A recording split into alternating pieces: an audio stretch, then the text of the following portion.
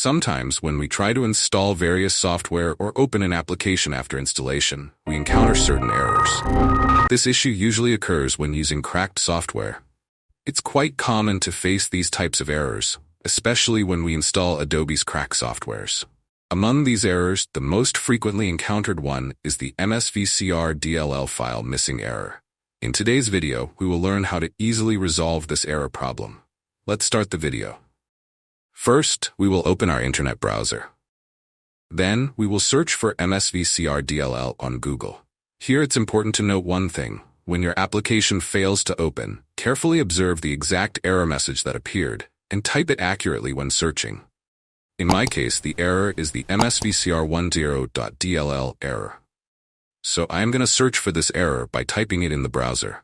After searching, the website that appears at the top of the list, we will browse it without any hesitation. This website is a trusted and virus-free repository of DLL files, where you can easily find any type of file you need. After entering the website, if you scroll down a bit, you will see a list of your desired files. Now you need to download the desired file based on your computer's architecture. If your PC is 32-bit, download the file suitable for 32-bit systems, and if it's 64-bit, download the one for 64-bit. Always try to download the latest updated version of the file. Since my PC is 64-bit, I will download the 64-bit file available, and I will definitely download the latest updated version. From here, you too can download the appropriate file for your PC.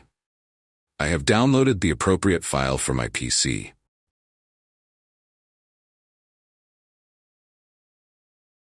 And now I will move this zip file to my desktop so that I can easily proceed with the next steps.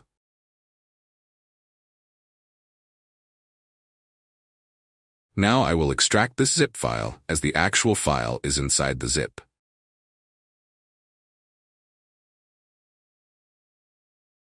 After extracting, we will see two files. One is a text file and the other is the DLL file. We will only copy the DLL file.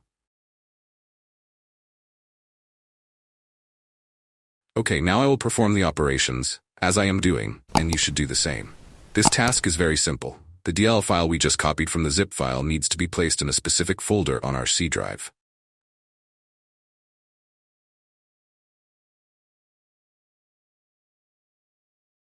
That's it. Now you're ready to go. Enjoy.